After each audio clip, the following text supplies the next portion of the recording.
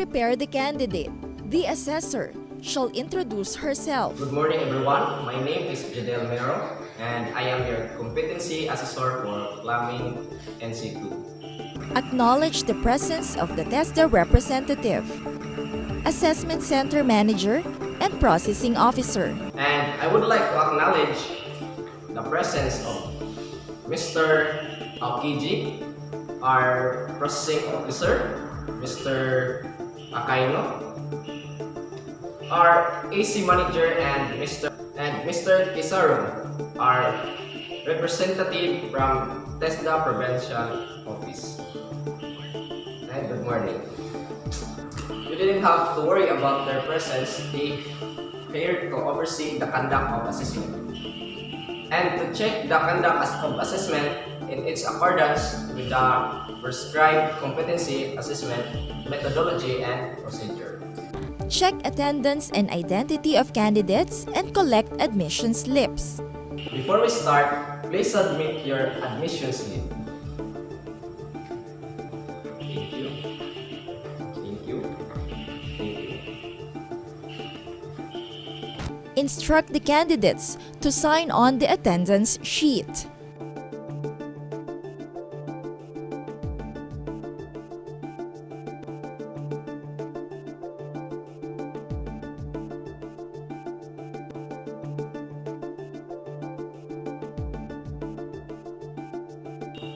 Baksurban.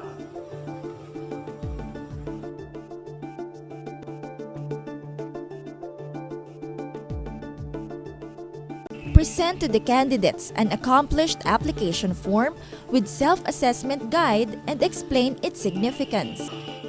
I have here with me the accomplished application form and self-assessment guide. This is an identification that you know and can perform all the unit and competency enumerate for plumbing in situ. Conduct orientation to the candidates.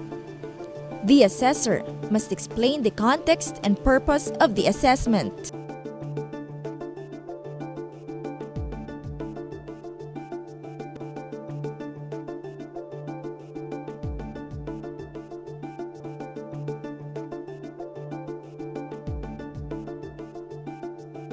Qualifications or units of competency to be assessed. Today, I'm going to administer the competencies assessment for plumbing in situ.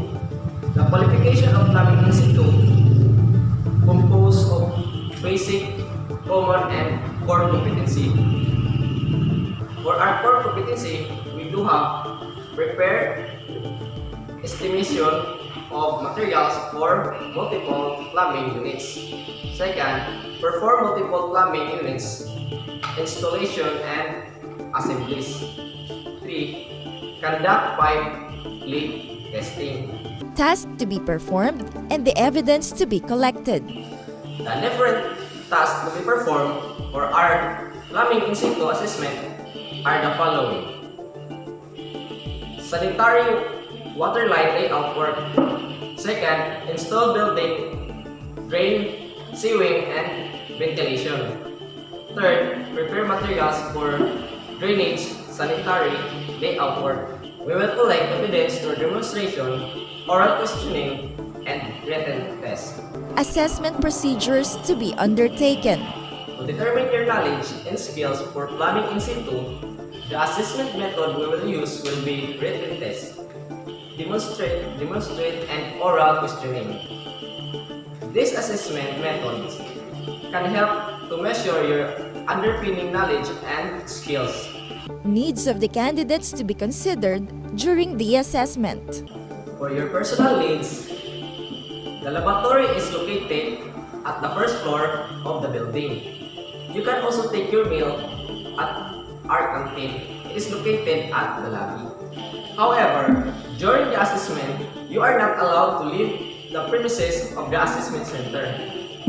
Allowable or reasonable adjustments when applicable. If you have difficulty understanding the given instruction, please do not hesitate to inform me because we are willing to translate it for you.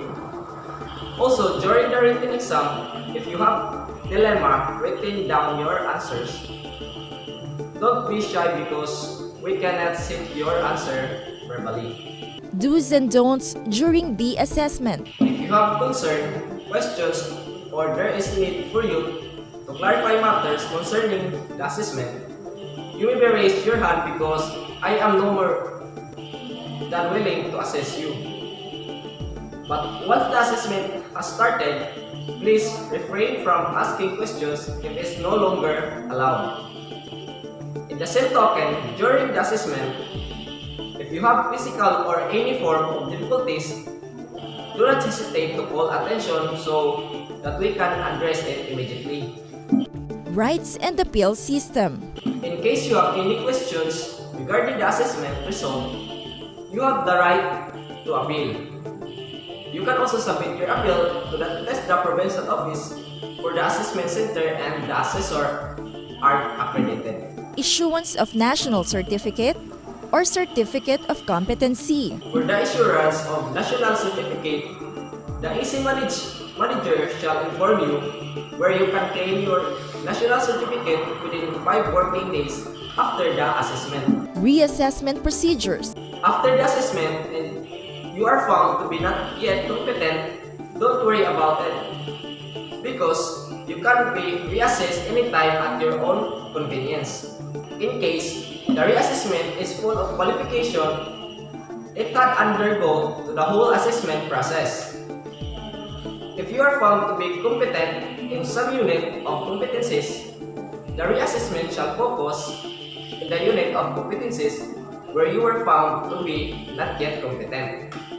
Also, if you fail to consecutive assessment, you will be advised to undergo the refresher course before applying the reassessment. Occupational safety and health requirements. During the actual assessment, please observe simply as you perform the different tasks. Make sure to check on your electrical equipment before plugging it.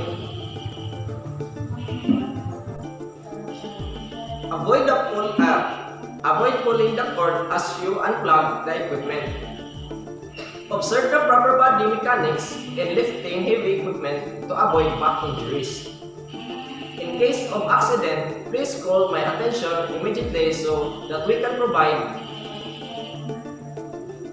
you with first aid and should the need arise, our first aid cabinet is located on the right side of the door. And confidentiality of assessment outcome. With regards to the result of your assessment, we observe strictly confidentiality. This is to ensure your integrity. The result is only made available to the authorities, to the authorized personnel, and to the institution where you had your actual training. The relation to this, the assessment package is kept in a secure place to guarantee the integrity of the assessment package. In given above, may I ask all the candidates to refrain from giving away from information that take place during the assessment process. Provide each candidate a copy of the specific instruction to the candidate. If you don't have any questions or clarification, then I'm going to distribute the specific instruction. Please read it carefully and do not hesitate to ask questions right now. I may be able to translate it from English to your local dialect if you need assessment. Then I will be more than willing to assess you. The assessor explains and guides the candidates in interpreting the instruction and shall ensure that the candidates understand the contents of the instruction.